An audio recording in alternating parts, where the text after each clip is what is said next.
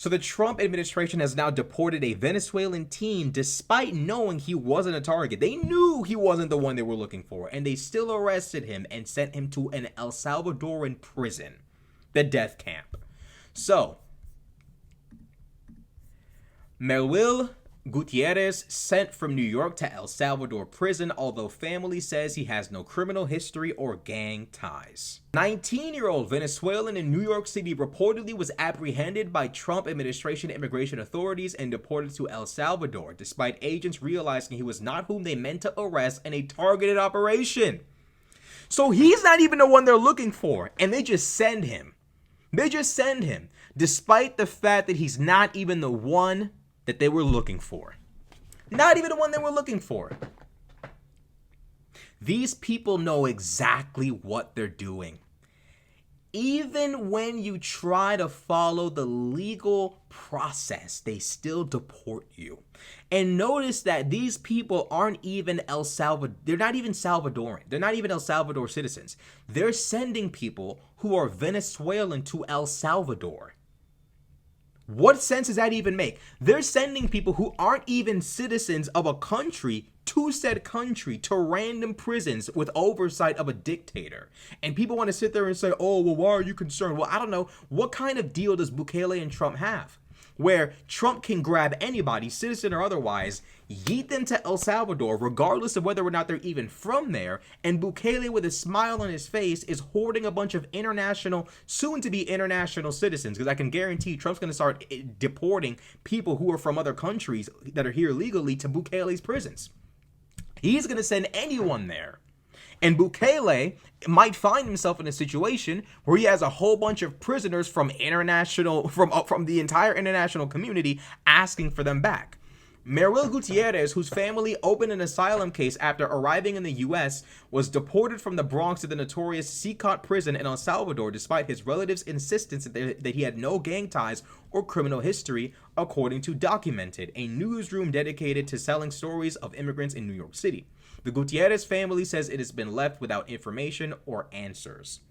The teen was detained alongside 237 other Venezuelans on the 24th of February by Immigration and Customs Enforcement ICE. His father, Wilmer Gutierrez, told Documented, "I feel like my son was kidnapped. I spent countless hours searching for him, going from one precinct to another, speaking with numerous people who kept referring me elsewhere. Yet after all this, no one has given me any information or provided a single document about his case." The elder Gutierrez reportedly said he overheard ICE agents saying that his son had not been the person they had come to get. The officers grabbed him and two other boys right at the entrance to our building. One said, "No, he's not the one," like they were looking for someone else. But the other said, "Take him anyway," he recalled.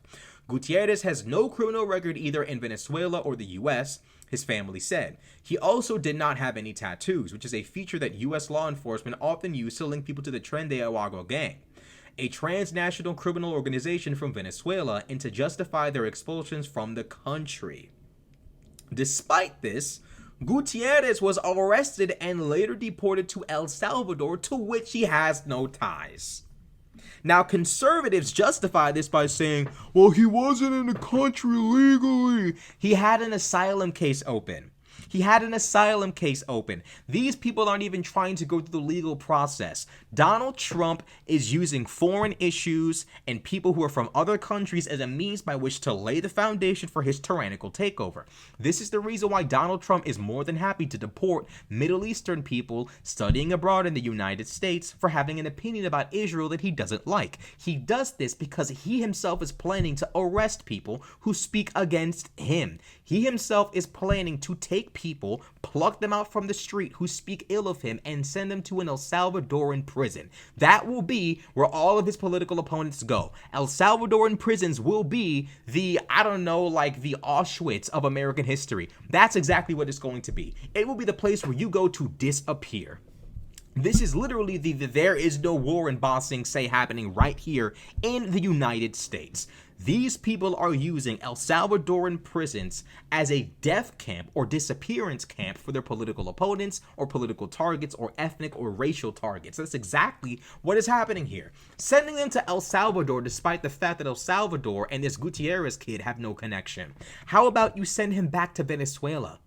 How about that? Trump won't even do it. Trump won't even try to build a good relationship with Maduro. And Trump was the one saying, if I lose the election, I'm going to fly to Venezuela. Talking on the phone with Elon Musk, going live with Elon Musk on Twitter, he talks about if he loses, he's fleeing to Venezuela. Such a great relationship with Maduro to where you can fly to his country and implicate him in an international incident with the United States, with a former president being investigated for an insurrection, flying to his country and fleeing there for, I don't know, like asylum.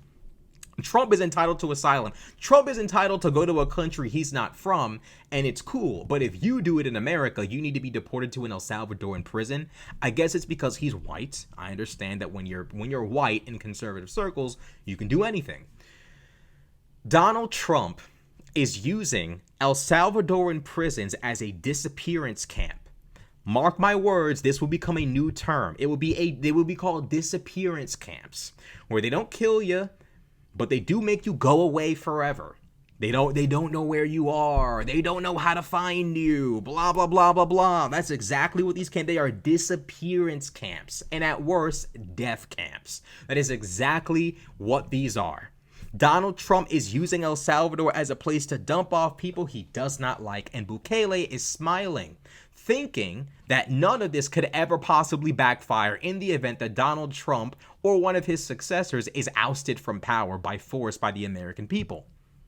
He's not even thinking 2 or 3. If I was Bukele, I would say, I like you, but no thanks. I know where this goes. That's what I would say if I was Bukele. I'd say, you know what, great dictatorship you've got going on here. We really, game recognized game. We're you my nigga for real, blah, blah, blah.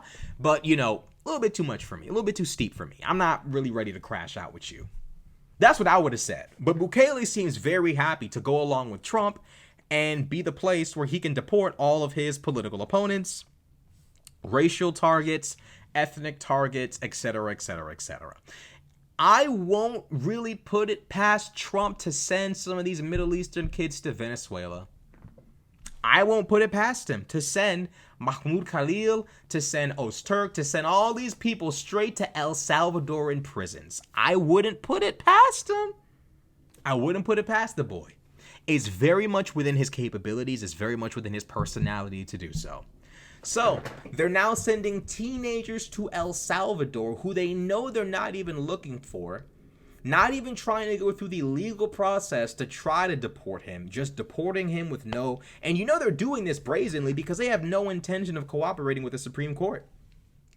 Donald Trump is intelligently using the issue of immigration as a means by which to force the power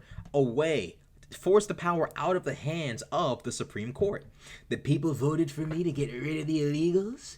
The Supreme Court is getting in my way. That's exactly what's going to happen. He's going to use this issue to push the Supreme Court away, which is intelligent because Donald Trump was voted on a platform of hatred for people in this country who aren't white, who are here not only illegally but also legally. Donald Trump is using the perfect political issue to pull power away from the hands of the Supreme Court, and it's effective. It's working. Kind of. MAGA's not really making too much of a stink about it. He chose the perfect issue to play his cards on. Can't blame him. He's moving intelligently for the first time in forever. The Supreme Court now has the choice to either put him in contempt and risk their own depositions or even imprisonment, or they can do fucking nothing at all and accept the fact that they engineered their own downfalls. I don't know why they didn't see this coming. I don't even know why they ruled against Trump. Why didn't they just sit there and say, yeah, you can do whatever you want? Why didn't they just do that? Why are you now trying at the last moment to reel in your power when you literally gave it all up before he even won the office? You could have made a calculated decision and say, you know what? I really like being a court justice whose rulings actually matter. I'm going to stop Trump from winning because I like having authority.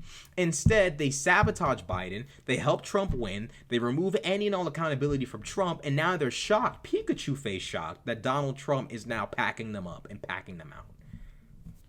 Nothing to be surprised about. Thomas, Alito, Scalia, Barrett. They literally made you want to know why they made that ruling? You want to know why they all came together and made that ruling? It's not because they care about political opponents, American citizens being sent away. Maybe they do from a place of legacy because they know once that happens, it really opens up the floodgates for a problem. But they're doing this because if they give up now, Donald Trump effectively breaks the Constitution. Donald Trump would have effectively basically made it clear, like, look, my authority is paramount. My authority is supreme. It's supreme over you. I interpret the legality of what I do. And Donald Trump literally signed an executive order saying only he and the Attorney General can interpret the legality of actions taken by the executive branch. So, frankly, the Supreme Court is clinging on to nothing. They need to just take that Mufasa fall down the cliff and be trampled. It's like, what are you even trying to cling on for? You're over. You're done. You're finished. You're done. You're done. You're done. You're wasting your time, Supreme Court justices. I feel bad for the Democrats. I feel bad for the liberal judges who now have found their entire life's work up in smoke because of the conservative rodents that work with them in that Supreme Court. It's a damn shame. But it is what it is.